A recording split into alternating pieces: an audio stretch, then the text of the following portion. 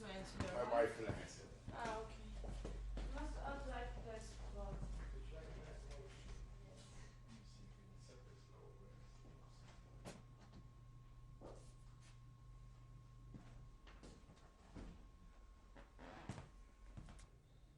Okay, read the slide, please. Today is April 3rd, 1995. Interview with Mr. Warren Zorich, interviewer Janice Engelhardt, in the city of New York, United States. This interview will be conducted in English. Okay, I'm rolling.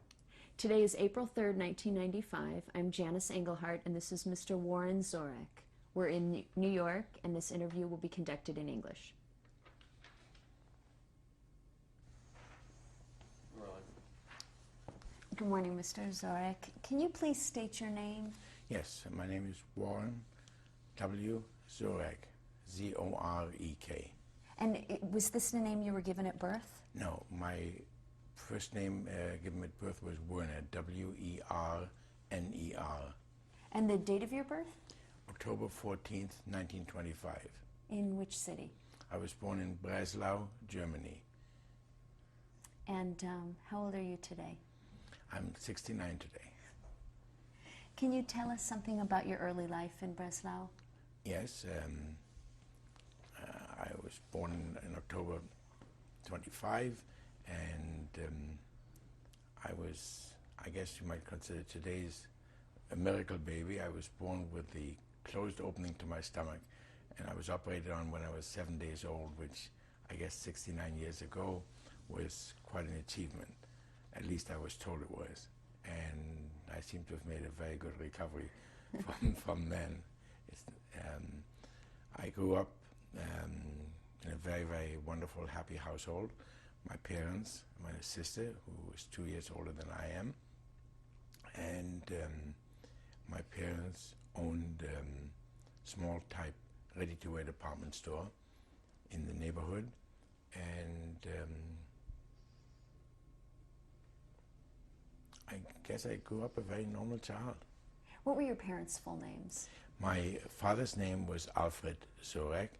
My mother's name was Friede, and her maiden name was Freund, F-R-E-U-N-D. And my sister's name was Erna, E-R-N-A. And did you live in a Jewish neighborhood? No, I don't think, I would not consider it a Jewish neighborhood. I think it was a middle class, an average middle class neighborhood. And what about your schooling? What do you remember from that? I remember, I don't know whether this is due to pictures that I may have seen in the past or something. I remember going to public school at whatever age you're supposed to start public school. And that was right in the neighborhood. And then several years later, I went to, I guess, what is considered today a middle school. And I stayed there until I went to England. Wait, any specifics that you can remember from those school days? Your classmates? No, I remember being in love with a lovely girl. I think I really don't remember anything very specific about the school or the class. I got good grades in class. I was not a hard worker in class.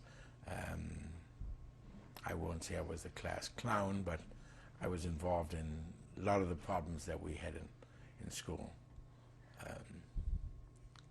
I mean, we used to do all sorts of things, such as just getting together and staring at the teacher's shoes to make him nervous. And when everybody in the class decided to stare at his shoes, he began to wonder what was the matter with his shoes, and of course there was nothing the matter.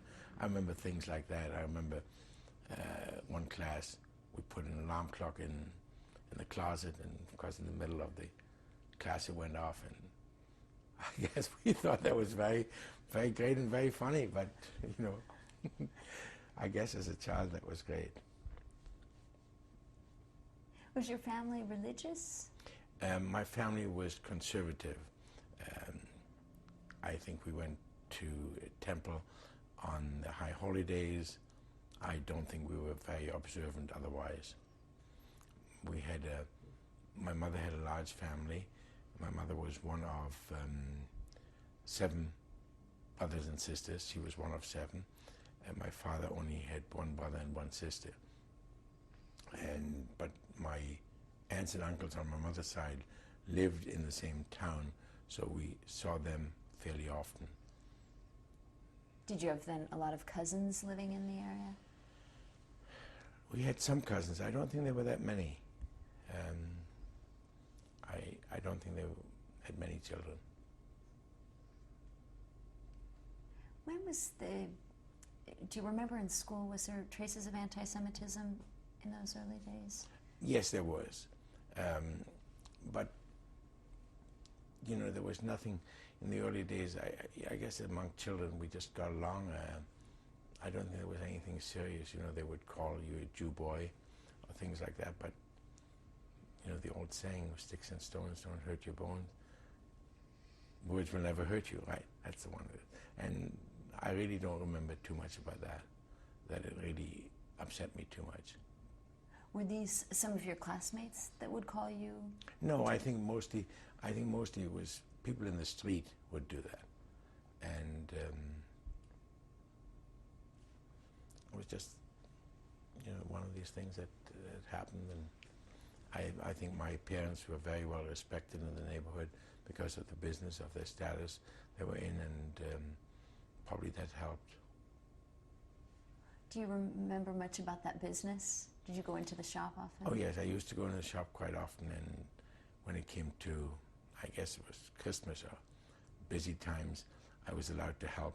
I was allowed to carry boxes from one end of the store to the cash register for the sale to be taken care of. I thought I was very important doing that.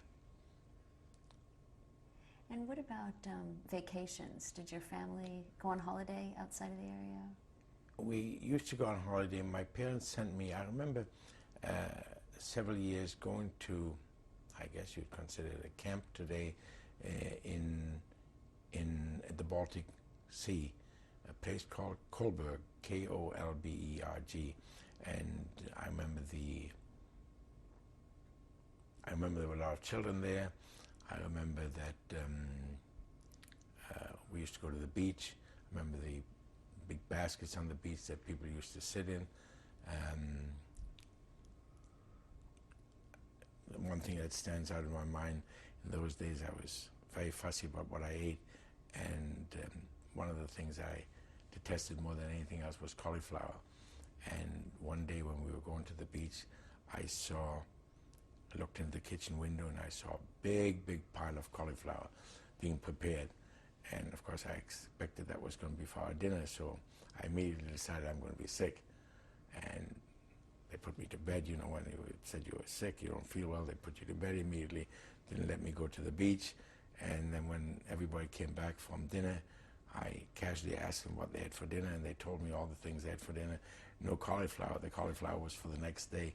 That sticks out in my mind. I can remember looking through the window now and seeing that big pile of cauliflower. I love cauliflower today. So when was it that things changed in your town? Things, of course, got progressively worse, and my parents were much more attuned to it than I was. I think I was just living a very happy, enjoyable life, and so my parents decided when the opportunity came they were planning to leave Germany, but for adults, for grown-up people, it was very, very difficult. No country wanted to accept people because they were afraid that they would become a burden to the economy of a country. However, children were accepted, so my parents made plans to send me away as soon as possible, and they sent me to England. Now, before that time, do you remember, or what are your recollections about Hitler's presence in Germany? Well, I remember the parades and people marching through the streets, and I remember walking along the street, and there was I guess, a display box in the street that had newspapers that ridiculed the Jews and had caricatures and articles about the Jews that were just bad. I remember reading those, you know, as a child. And,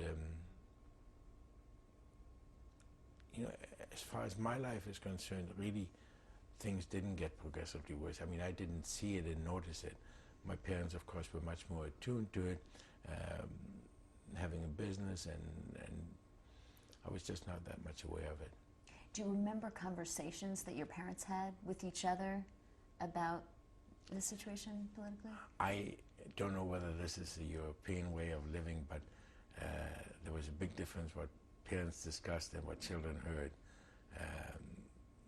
In those days, people just didn't seem to discuss things with their children the way people do today.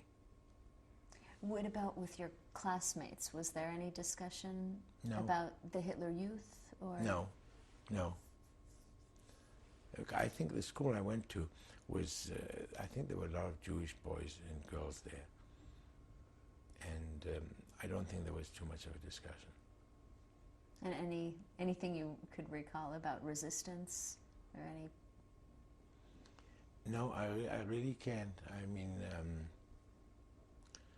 people would make remarks in the street, and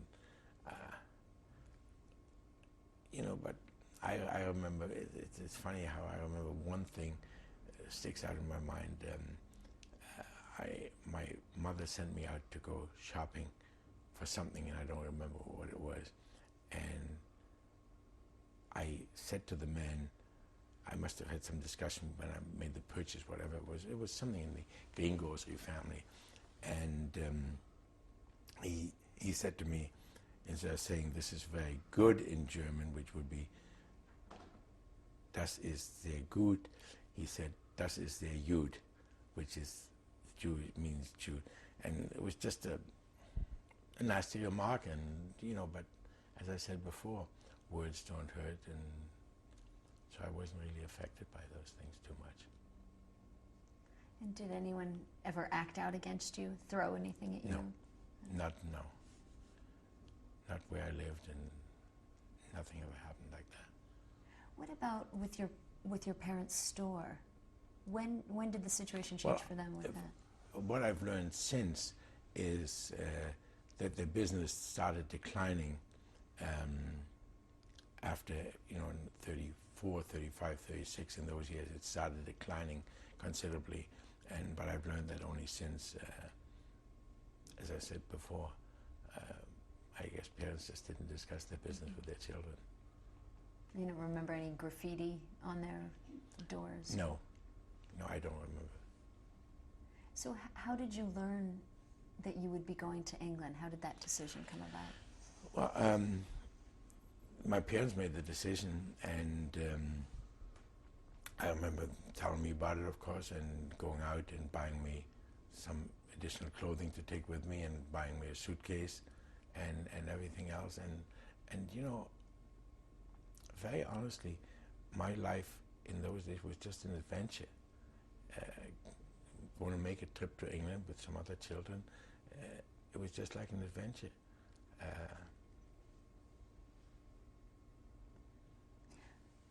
What did your parents say to you about did they tell you you were? Yes, they told me they were going to go to England, and of course I knew the reason why, and they said it would be the best thing to do, and they were hoping to go to some other country. They made plans to go to any country that would accept them. They were talking about South America, people were talking about Shanghai, people were talking about Cuba, United States, everything, but they were just not able to get the proper documentation and funding to leave the country. So I remember, as I said, to me it appeared to be a great adventure to get on a train with other children and go overnight to a different place. Was your sister with you? No, my sister was not. My sister stayed with my parents. Was there any discussion about her joining you? They were, you know, as I said, she was going to leave with them if they possibly could. And I do remember going to the post office with my father and sending telegrams to different people whose names he had gotten in the United States in different countries, hoping that they would give him a visa. I remember doing that, but it was just, part of life. And your other aunts and uncles in Breslau? The only one I remember was one uncle at that time. By the time that I left for England, he left to go to Prague. I have no idea whatever happened to him. I have no idea. And that the day that you left for England, can you describe that? I remember going to the station and saying goodbye to my parents, but I didn't really know. I don't really think I know what it would mean on a long-term basis. It was just going off on a vacation, on a holiday, really.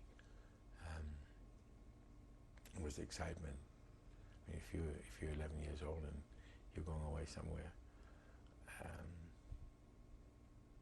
Because my life really had gone on in a fairly normal way, I would say. Do you remember the last thing that your parents said to you before you left? Not really. Was your sister at the station with you that Yes. day? Yes, they all came to see me often. I guess it was really very much like when the children went to camp here. You go to the bus and put them on and wave goodbye to them and hope you'll see them again. It just didn't turn out that way. And what about that journey? What was that like? I remember we traveled through the night. I know that. I remember there was some excitement when we crossed the border into Holland. And I know we went from there we went onto a ship that took us to England. And again, I think it was probably just over one night, really. I don't remember whether we left in the morning or in the afternoon. And we arrived in England, we were met by people, just fed along the way. And again, as I said once before, it was just an adventure. Who met you at the station? I don't remember who was specifically at the boat who met us there, but it was just probably a group of people, older people, that volunteers probably, that were take care of us.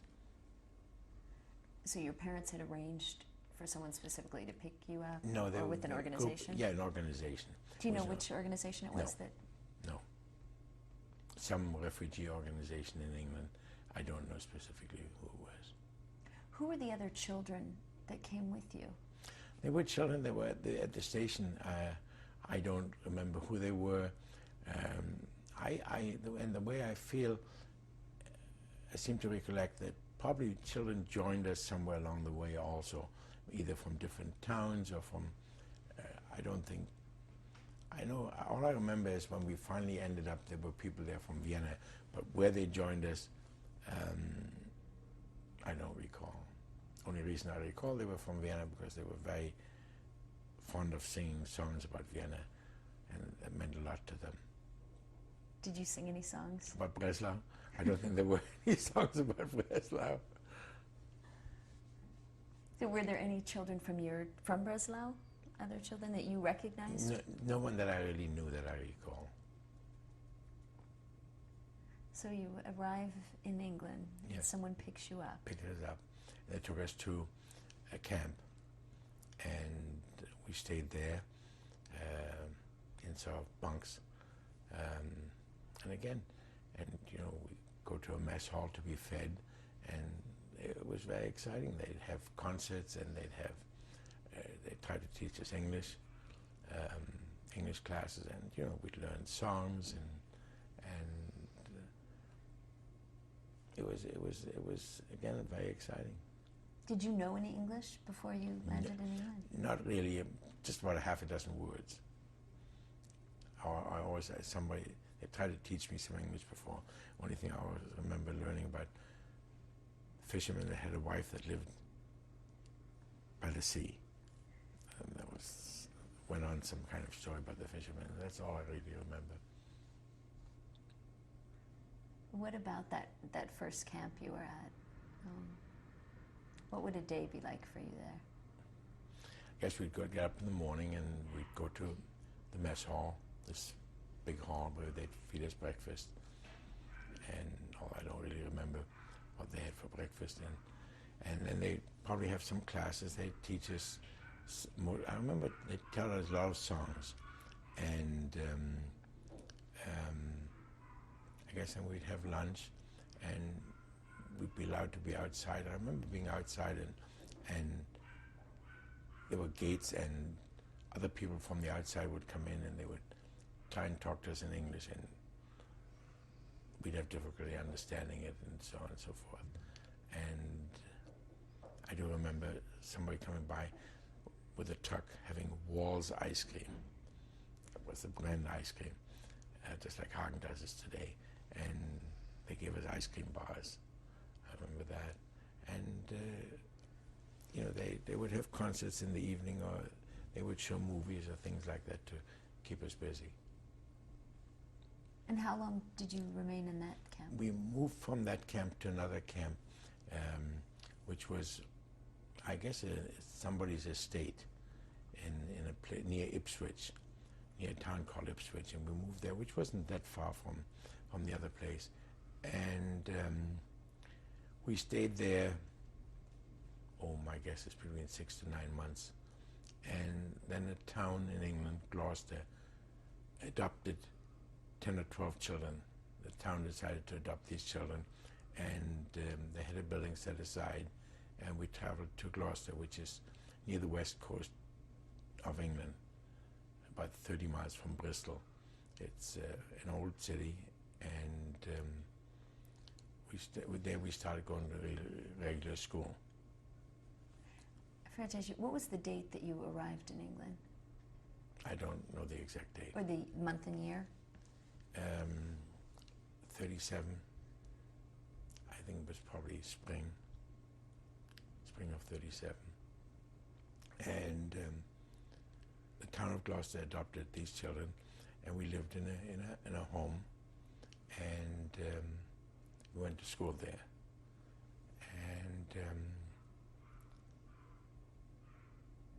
I started making a lot of friends there at school, and used to go out to one boy's home, especially in the afternoon, for tea, which is the proper thing to do in England, to have high tea. And I became very good friends. This was one of 3 brothers. There were 3 brothers living with their parents. And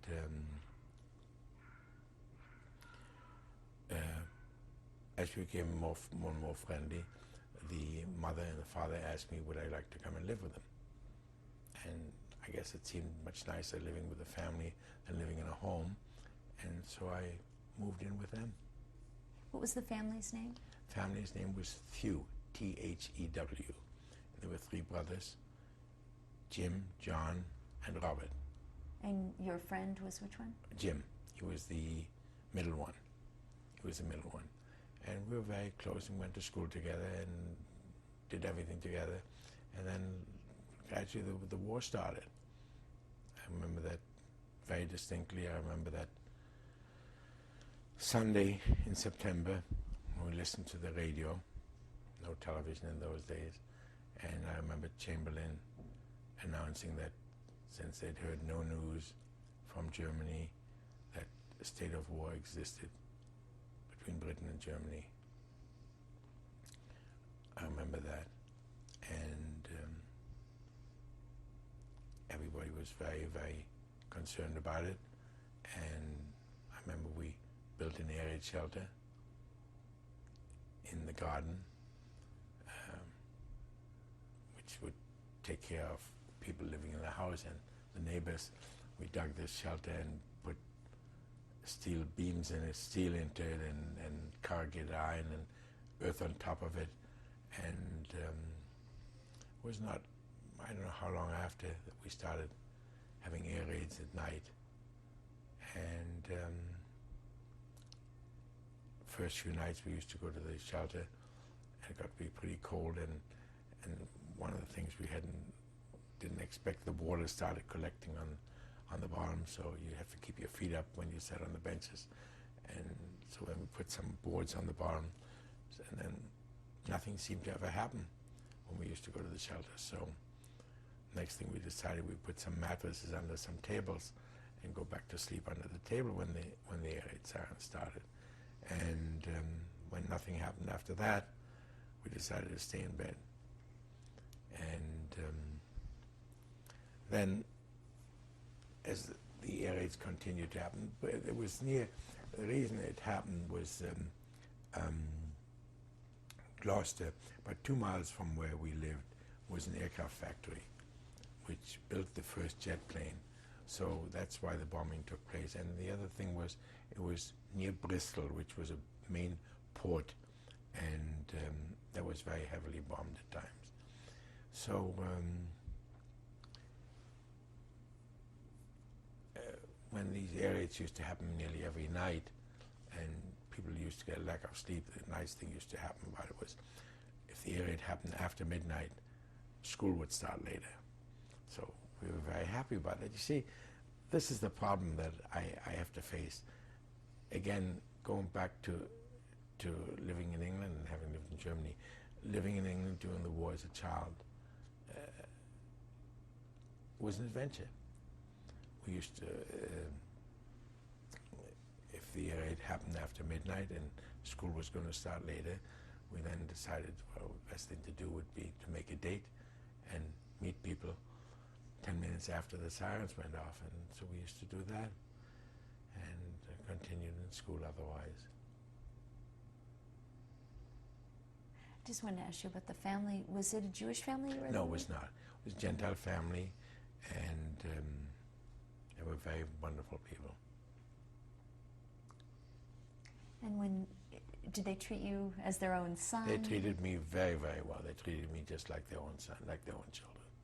Yes, they were very, very good people. And I had very good friends.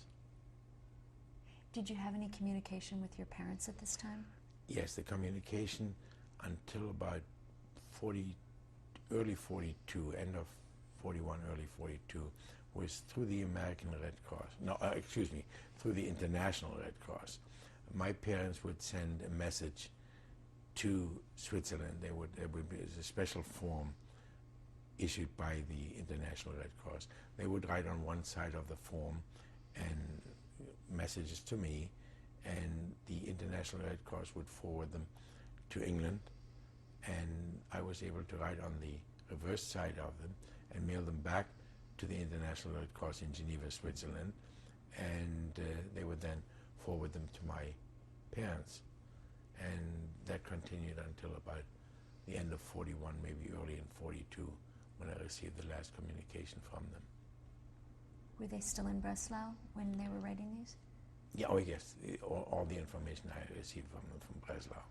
And then I didn't, from about, let's say, 42 on, I didn't receive any communication. And, I read in the papers what was going on in Germany. It was never anything very definite. It was just what people what was brought up in the House of Commons, the House of Parliament, and